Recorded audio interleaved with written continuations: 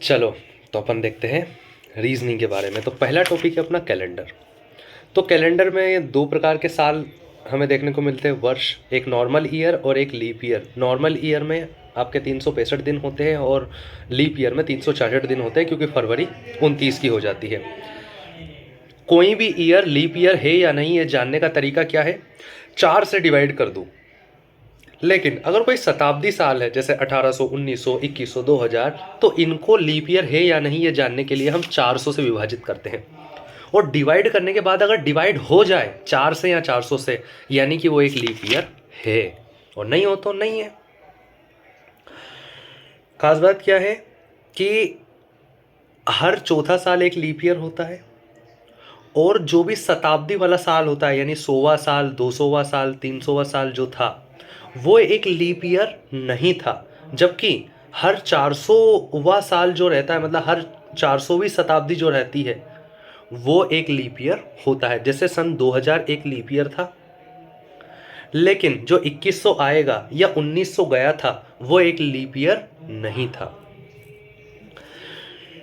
अब leap year निकालने का तरीका क्या है कि कैलेंडर में, जैसे कि अगर हमें बोला जाए कि पहले 5 साल में लीप ईयर कितने थे, तो 4 से डिवाइड कर दो। जितनी बार भी डिवाइड जाए वो उतने लीप ईयर थे। जैसे 5 जो डिवाइड जाएगा वो 4 से एक ही बार जाएगा। 10 साल में कितने थे, तो 2। 100 साल में कितने थे, तो 24। क्यों? क्योंकि 100वां साल घटा देंगे। पहले कैलेंडर के 200 सालों में लीप ईयर कितने थे, तो 48। क्यों? क्योंकि 100वां और 200वां साल घटा देंगे। पहले 300 सालों में लीप ईयर कितने थे, तो 72। पहले 400 साल में लीप ईयर कितने थे, तो 97। क्यों? क्योंकि यहाँ पर 24 दूनी 48, 24 से 72, 24 को 96 नहीं करेंगे, 96 से एक ज़्यादा। क्यों? क्योंकि जो 400वां साल है वो एक लीप ईयर होगा। लेकिन अगर पूछा जाए पहली शताब्दी में कितने लीप ईयर थे, तो 24। दूसरी शताब्दी में कितने थे, तो भी 24, क्योंकि यहाँ पर 101 से 200 तक की बात हो रही है। तीसरी शताब्दी में लीप ईयर कितने थे, तो भी 24। चौथी शताब्दी में लीप ईयर कितने थे, तो 25। ठीक है। खास बात क्या है कि एक जो 10 साल रहते हैं, 10 साल के टाइम पीरियड में मिनिमम 2 लीप ईयर होंगे ही, और मैक्सिमम 3 लीप ईयर हो सकते हैं। जैसे 2003 से 13 के बीच में 3 लीप ईयर थे, वहीं 5 से 15 के बीच में सिर्फ 2 लीप ईयर थे। अब अपन देखते हैं ओड डेज का कॉन्सेप्ट। ओड डेज या विषम दिन। विषम दिन क्या होता है? जब भी दिनों को हम 7 से डिवाइड करते हैं, तो जो भी शेषफल प्राप्त होता है, जो भी शेषफल प्राप्त होता है, लीप ईयर में क्या करते हैं, 4 से डिवाइड करते हैं, और जितनी बार डिवाइड जाता है उतने लीप ईयर होते हैं। लेकिन ओड डेज में उन दिनों को डिवाइड करते हैं, और जो शेषफल बचता है वो हमारा ओड डेज होता है। कैलेंडर का जो पहला दिन था वो मंडे था, दूसरा ट्यूसडे, तीसरा बुधवार, फिर गुरुवार, शुक्रवार, शनिवार, रविवार, ऐसा करके था। तो ओड डेज जो निकल सकते हैं, यानी किसी भी चीज़ को 7 से डिवाइड करने पे जो शेषफल बचेगा, या तो वो 1 बचेगा, या 2 बचेगा, या 3 बचेगा, 4 बचेगा, 5 बचेगा, 6 बचेगा, मैक्सिमम 6, या फिर 0, यानी पूरा डिवाइड हो जाएगा। या तो शेषफल बचेगा या फिर नहीं बचेगा। तो अगर 0 आता है तो हम ये मान लेंगे कि वो रविवार था, 1 तो मंडे, ऐसे करके ट्यूसडे, वेडनेसडे, थर्सडे। अगर हमें बोला जाए कि अगर 22 अक्टूबर को थर्सडे था, तो बताओ 1 अक्टूबर क्या क्या होगा? यानी एक ही मंथ की 2 तारीख देके हमसे अगर किसी का डेज देके दूसरा डेज पूछा जाए, तो हम क्या करते हैं, दोनों डेज को माइनस कर देते हैं। जैसे 22 अक्टूबर में से 1 अक्टूबर घटा दिया, 21 दिन, तो 21 दिन बचे। तो 21 को 7 से डिवाइड करके ओड डेज निकाल लेंगे, और जो भी, तो 21 को 7 से डिवाइड करते हैं तो पूरा डिवाइड हो जाता है, एक भी ओड डेज नहीं आता, यानी 0। यानी कि जो दिन था वही दिन रहेगा। लेकिन मान लो ओड डेज 1 आ गया, 2 आ गया, तो सबसे पहले यहाँ देखते हैं हम कि हमें कौन सा दिन दिया गया है। अगर आगे वाला दिन दिया गया है और पीछे वाला पूछा गया है, तो हम उतने ही उस दिन से माइनस करते हैं, या फिर पीछे वाला देकर आगे वाला पूछा गया है तो उतने ही हम प्लस करते हैं। तो पीछे के लिए हम माइनस और आगे के लिए प्लस करते हैं। ठीक है। अगर पूछा जाए 23 दिन बाद कौन सा दिन होगा, तो हम इसमें +2 करेंगे, क्योंकि 7 से डिवाइड करने के बाद 2 शेषफल बचेगा। 36 दिन बाद क्या होगा, तो 36 दिन बाद तो +1। 22 दिन पहले क्या होगा, तो -1। 60 हफ्ते पहले क्या था या बाद में क्या था, तो हफ्ते कितने भी दे दे उनमें ओड डेज 0 ही होते हैं। जैसे 10 दिन में ओड डेज कितने होंगे, 3। 15 दिन में ओड डेज कितने होंगे, 1। 28 दिन में ओड डेज कितने होंगे? 0, यानी फरवरी जो 28 दिन की रहेगी उसमें ओड डेज 0 रहेंगे। 29 दिन में ओड डेज कितने रहेंगे? 1, यानी फरवरी जो 29 दिन की रहेगी उसमें ओड डेज कितने रहेंगे? 1। 30 दिनों में ओड डेज रहते हैं 2, 31 दिनों में ओड डेज रहते हैं 3, 365 दिनों में ओड डेज रहते हैं 1, 366 दिनों में ओड डेज रहते हैं 2, 50 हफ्तों में या कितने भी हफ्ते रहे उनमें ओड डेज रहते हैं 0। यानी एक नॉर्मल ईयर में ओड डेज रहता है 1, यानी कि किसी साल की 1 जनवरी और अगले साल की 1 जनवरी में +1 दिन हो जाता है, नॉर्मल ईयर हो तो। लेकिन अगर 366 दिन यानी कि एक नॉर्मल कौन सा लीप ईयर हो तो उसमें 1 जनवरी से अगले साल की 1 जनवरी में 2 दिन का अंतर आ जाता है। वहीं अगर कोई 30 दिन वाला महीना हो तो उसमें 2 ओड डेज, और 31 वाला हो तो उसमें हम 3 ओड डेज रहते हैं। ठीक है, लेकिन यहां पर एक और चीज है कि अगर हमें बोला जाए कि 15वां दिन कौन सा था या 15 दिन 15 दिन बाद कौन सा या 15 दिन पहले कौन सा था, तो 15वां दिन में हम 15 से 1 कम 14 दिन गिनते हैं, जबकि 15 दिन बाद में हम टोटल 15 ही दिन गिनते हैं। ये भी एक चीज याद रखने वाली है। इसके बाद हमारे जो क्वेश्चन बनते हैं कैलेंडर में वो रेफरेंस कैलेंडर पे बेस्ड बनते हैं, यानी कि हमें तारीख और महीना तो सेम दिया जाएगा लेकिन ईयर अलग अलग रहेगा, और हमें फिर निकालना रहेगा। जैसे 15 अगस्त 2015 को संडे था तो 15 अगस्त 2026 को क्या होगा, तो हमें यहाँ पर 15 अगस्त ही दिया गया है, लेकिन एक साल 2015 दिया गया है और एक 2026 दिया गया है।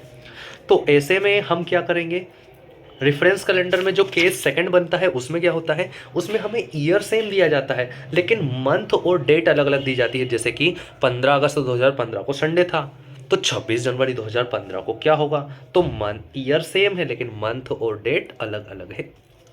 केस थर्ड क्या बनता है इसमें, केस थर्ड बनता है कि मंथ और ईयर भी अलग अलग, मंथ और डेट भी अलग दी जाए और ईयर भी अलग दिया जाए।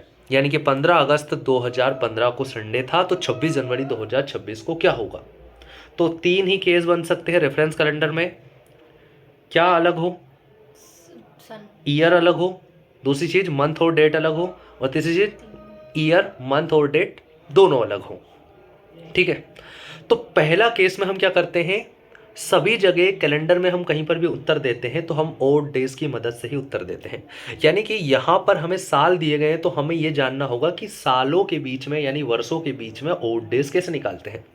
तो सालों के बीच में ओड डेज निकालने के लिए हम क्या करते हैं, जो भी हमें 2 ईयर्स दे रखे हैं उनके बीच का डिफरेंस निकालते हैं और उनके बीच में जितने भी लीप ईयर होंगे उनको जोड़ देते हैं और 7 से डिवाइड करके जो भी शेषफल प्राप्त होता है वो हमारा ओड डेज आ जाता है।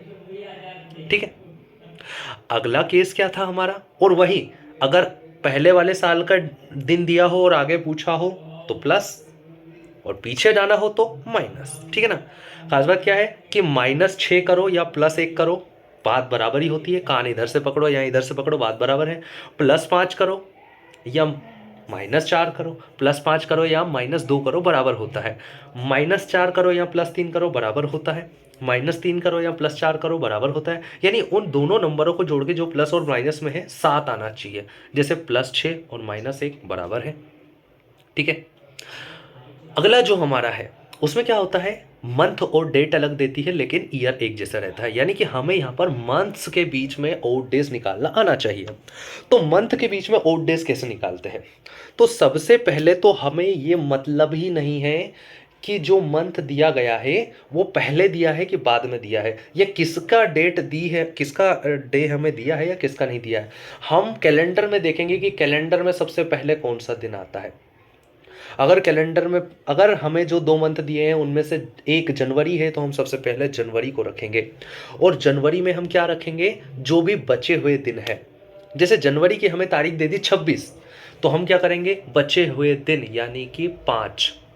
तो सबसे पहले फर्स्ट मंथ की रिमेनिंग डेज को हम लिख लेते हैं, उससे फिर हम उस मंथ तक जाते हैं जिस मंथ की हमें डेट दी गई है।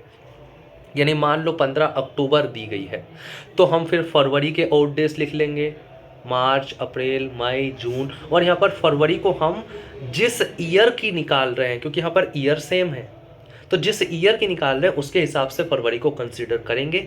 2024 की फरवरी होगी तो 29 मानेंगे, यानी ओड डेज 1 लिखेंगे। और अगर नॉर्मल ईयर की है तो वहाँ पर हम 0 ओड डेज मानेंगे। बाकी जिनमें 31 आते जाते हैं उनमें 3-3 लिखते जाएंगे, जिनमें 30 आते जाते हैं उनमें 2-2 लिखते जाएंगे, और लास्ट में जो भी मंथ बचता है उसकी गिवन डेट लिखते हैं। और इन सब में हम जोड़ के 7 से डिवाइड करके जो भी शेषफल आता है वो हमारा ओड डेज हो जाता है। और ऐसे में फिर हम चेक करते हैं कि हमें किस मंथ की डे दिया गया है और किसका पूछा गया है। आगे वाले का पूछा गया है तो प्लस कर देंगे, और पीछे वाले का पूछा गया है तो माइनस कर देंगे। लेकिन केस थर्ड में क्या होता है, मंथ और डेट भी अलग, और इसी के साथ क्या, अपना ईयर भी अलग। तो इसमें हमें मंथ के ओड डेज भी निकालने पड़ते हैं और ईयर के ओड डेज भी निकालने पड़ते हैं। तो इसमें क्या करते हैं, इसमें हम फरवरी को हमेशा 0 मान के चलते हैं। 0 यानी कि उसको 28 की ही मान के चलते हैं। तो केस थर्ड में विशेष रूप से याद रखना है कि फरवरी को हम हमेशा 28 की यानी कि ओड डेज 0 मान के चलते हैं केस थर्ड में, जब हमें ईयर भी अलग दिया हो और डेट और मंथ भी अलग दी हो। इसमें हम सबसे पहले जो भी ईयर है उनके बीच में ओड डेज निकाल लेते हैं और उसी के हिसाब से उनको प्लस या माइनस कंसिडर करके लिख लेते हैं। फिर हम मंथ के बीच में ओड डेज निकालते हैं, उनको भी उसी हिसाब से हम प्लस और माइनस करके कंसिडर करते हैं, और फिर दोनों को जोड़ देते हैं। और दोनों के जोड़ने पे जो भी उत्तर आता है, उस जो भी ओड डेज आते हैं उसके हिसाब से फिर हम आंसर देते हैं। ठीक है। इन तीनों केसों में ये याद रखना है कि अगर कोई भी ईयर दिया गया है और उसका मंथ दिया गया है, तो अगर वो एक लीप ईयर है और अगर वहाँ हम फरवरी से गुजर रहे हैं तो ही हम फरवरी को काउंट करेंगे। बाय चांस अगर वो ईयर लीप ईयर होगा लेकिन अगर हम फरवरी तक नहीं पहुँचे या फरवरी को छोड़ दिया तो हम फिर उसको लीप ईयर के रूप में काउंट नहीं करते हैं। ठीक है। अब एक और इसमें कॉन्सेप्ट क्या होता है कि हर एक कैलेंडर क्या होता है, रिपीट होता है एक निश्चित टाइम के बाद। जैसे हर साल जो कि किसके बाद आता है, लीप ईयर के बाद आता है। हर जो भी लीप ईयर के बाद आता है वो या तो 6 साल के बाद रिपीट होता है, और जो नॉर्मल ईयर रहता है इसके अलावा जो भी है वो 11 साल में रिपीट होते हैं। तो हर लीप ईयर के जस्ट बाद वाला, लीप ईयर नहीं, लीप ईयर हर 28 साल में रिपीट होता है, तो हर लीप ईयर के जस्ट बाद वाला 6 साल में रिपीट होता है। यानी 2020 के बाद 21 वाला 6 साल में यानी 2027 में रिपीट हो जाएगा। 2024 के बाद 25 वाला 6 साल बाद यानी 2021 में रिपीट हो जाएगा। लेकिन इसके अलावा जो भी ईयर बचते हैं वो हर 11 साल में रिपीट होते हैं लीप ईयर को छोड़ के, और लीप ईयर हर 28 साल में रिपीट होता है। लेकिन ये ट्रिक सिर्फ 1900 के बाद और 2100 से पहले तक ही लागू होती है। इसके अलावा अगर हमें पता करना हो कि कौन से 2 ईयर सेम है तो हम क्या करते हैं, उन दोनों ईयर के बीच में ओड डेज निकालते हैं, और जिनके बीच में भी ओड डेज 0 हो जाएंगे वो ईयर अपने आप में सेम होंगे। और सेम होगे का मतलब क्या है, यानी कि उनका हर एक तारीख को वही दिन होगा जो उस साल में है, यानी इसका मतलब ये होता है। ठीक है। अगला कॉन्सेप्ट देखते हैं। अगला कॉन्सेप्ट ये है कि 2 मंथों के ओड डेज अगर सेम है, जैसे कोई भी लीप ईयर रहता है तो उसका जो जनवरी रहता है और अप्रैल रहता है वो उसके सारे दिन बराबर रहता है। क्यों? क्योंकि उनके बीच में जो ओड डेज है वो 0 है। यानी किन्हीं भी 2 मंथ के बीच में अगर ओड डेज 0 आते हैं तो वो 2 मंथ भी अपने आप में सेम होंगे यानी कि हर एक तारीख को वही दिन आएंगे उन 2 मंथ में, जो उस मंथ में होगा वो दूसरे मंथ में रहेगा। ठीक है। तो टोटल डेज से हम 7 से भाग लगाकर जो भी शेषफल प्राप्त होता है वही हमारा ओड डेज रहता है। हफ्ते कितने भी हों उनमें ओड डेज 0 ही रहते हैं। महीनों के बीच में ओड डेज निकालने के लिए हम पहले महीने के बचे हुए दिन और आखिरी महीने की तारीख लिखते हैं और बाकी सारे महीनों के ओड डेज लिखते हैं। ईयर्स के बीच में ओड डेज निकालने के लिए हम ईयर्स के बीच में डिफरेंस और लीप ईयर को जोड़ के 7 से भाग लगा के ओड डेज निकालते हैं। ठीक है। अब यहां पर कुछ क्वेश्चन ऐसे भी बनते हैं जैसे दीपक कृष्णा से 360 दिन बड़ा है, सुरेश कृष्णा से 7 हफ्ते छोटा है, तो सुरेश रविवार को पैदा हुआ तो बताओ। तो इसमें क्या करना है, जो भी बड़ा है, बड़ा है यानी कि वो पहले पैदा हुआ है, और जो भी छोटा है यानी कि वो बाद में पैदा हुआ है, तो वो उस हिसाब से कंसीडर करके हमें आंसर देना है। बाकी ऑड डेज वाला ही कॉन्सेप्ट यहाँ पर लगेगा। लेकिन एक और क्वेश्चन पूछा जाता है, जैसे मोहन को याद है कि उसके पिता का बर्थडे 10 मार्च के बाद और 15 के पहले, तो 10 मार्च के बाद 11 और 15 मार्च से पहले 14, यानी 11 से लेकर 14 तक की हम गिनती लिख देंगे। जबकि उसकी बहन शैली के हिसाब से 13 के बाद यानी 14 और 20 के पहले यानी कि 19, तो ये लिख देंगे। और इन दोनों में जो भी कॉमन रहेगा, जैसे 14 मार्च, तो 14 मार्च ही क्या रहेगा, उसके पिता का बर्थडे। लेकिन अगर 2 डेट कॉमन आ गई तो दोनों ही आंसर रहेंगे। ठीक है। एक नॉर्मल ईयर में ऑड डेज कितने होते हैं, एक लीप ईयर में ऑड डेज कितने होते हैं, 2। ठीक है ना।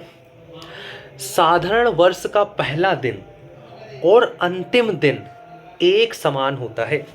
साधारण वर्ष का पहला दिन और अंतिम दिन एक समान होता है, यानी 1 जनवरी और 31 दिसंबर को सेम दिन होता है। कभी भी लीप ईयर का पहला दिन और आखिरी दिन समान नहीं होता है, क्योंकि 1 जनवरी इज इक्वल टू होता है 30 दिसंबर। किसका, लीप ईयर का। यदि किसी साधारण वर्ष का पहला दिन सोमवार था तो उस वर्ष में कुल कितने मंगलवार थे। अगर ऐसा कुछ क्वेश्चन पूछा जाए तो पहली बात कि हर एक ईयर में, नॉर्मल ईयर में 52 वीक्स होते हैं। कितने, 52 वीक्स होते हैं। 52 वीक्स प्लस 1 दिन होता है। और हर एक लीप ईयर में 52 वीक्स और 2 दिन होते हैं। ठीक है। तो जो भी नॉर्मल ईयर की पहली तारीख रहती है, और पहली तारीख को जो भी दिन रहता है वो 53 बार आता है एक नॉर्मल ईयर में। जबकि एक लीप ईयर में जो पहली तारीख और दूसरी तारीख को दिन रहता है वो 53 बार आता है, क्योंकि 30 दिसंबर और 31 दिसंबर को वो रिपीट हो जाता है। ठीक है। तो अगर हमें 1 जनवरी का पता हो तो हम आसानी से बता सकते हैं। ठीक है। इसके अलावा हर साल कोई भी दिन मिनिमम 52 बार तो रिपीट होता ही है, और मैक्सिमम वो 53 बार रिपीट हो सकता है। इससे ज़्यादा नहीं होगा, इससे कम नहीं होगा। हर महीने कोई दिन 4 बार या 5 बार आता ही है। मिनिमम 4 बार आएगा ही, मैक्सिमम 5 बार आ सकता है। जिस मंथ के जितने ऑड डेज रहते हैं उसकी उतनी ही तारीख, जैसे कि अगर 31 का महीना है तो 3 ऑड डेज है, यानी पहली, दूसरी और तीसरी तारीख को जो जो दिन रहेगा वो 5-5 बार रिपीट होगा, बाकी सारे 4-4 बार। जैसे फरवरी अगर 28 की है, उसमें 0 ऑड डेज है, यानी कि हर एक दिन 4-4 बार आता है, कोई भी दिन 5 बार नहीं आता है। लेकिन 29 की अगर फरवरी हो जाती है तो 1 फरवरी वाला 28 को रिपीट हो जाता है। ठीक है। अब अपन देखते हैं, और इसके बाद अपना कॉन्सेप्ट है बिना कंपैरिजन मेथड के हम कैसे किसी भी साल के, मंथ के, डेट के दिन को पता कर सकते हैं। तो देखो, हमारे जो शुरुआत के 100 साल थे वो 100 साल थे, और उनमें लीप ईयर थे 24, टोटल हो गए 124। और अगर इनको 7 से डिवाइड करेंगे तो इसमें ओड डेज निकल आएंगे, और ओड डेज होते हैं 5। यानी पहले 100 सालों में ओड डेज थे 5, पहले 200 सालों में ओड डेज थे 3, पहले 300 सालों में ओड डेज थे 1, और पहले 400 सालों में ओड डेज थे 0। क्योंकि जो हमारा ग्रेगोरियन कैलेंडर, जिसको हम जनवरी फरवरी वाला इस्तेमाल करते हैं, वो सिर्फ उसमें 400 शताब्दियों तक ही कैलेंडर को बनाया गया है, और 401 से वापस से वही पहला साल आ जाता है जो कैलेंडर का पहला साल था। तो ये 400 ही रिसाइकल मूड पे लगे हुए हैं। तो जब भी जितनी भी शताब्दियां हुई हैं वो 400 के डिवाइड में आ जाए तो वहां तक तो हम ऑड डेज 0 कर देंगे, और उसके ऊपर जितने भी 100 साल हों, जैसे कि अगर मान लो 1700 में कितने ऑड डेज हैं, तो 1700 में 1600 हो गए 0, बचे 100 में होते हैं 5, तो हम बोल देंगे 5 ऑड डेज होते हैं। ठीक है। तो 5, 3, 1, 0, 400 साल में 0, 300 साल में 1, 200 साल में 3, और 100 साल में 5, 1 3 5, 0 1 3 5, ठीक है ना। अब अपन बिना कंपैरिजन मेथड के देखो कैसे निकालते हैं। जैसे हमें बोला 15 अगस्त 1947 को कौन सा दिन था, ठीक है। तो पहले तो 1947 में से 1900 हटाओ, तो 1900 में 1600 हो गए जीरो, जो 300 थे, तो 300 सालों में कितने ओड डेज होते हैं हमें पता है, एक, तो एक लिख लिया। फिर जो 47 दिन 47 है, 47 में से आप एक कम लो, क्यों, क्योंकि 47 हुआ तो पूरा थोड़ी हुआ, 47 हुआ तो 15 अगस्त तक ही पहुंचे ना, तो उसको हटाओ 46।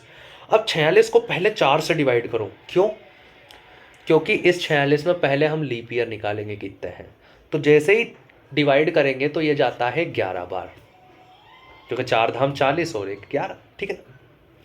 तो 46 लिख लो और 11 को भी लिख लो क्योंकि वो लीप ईयर है।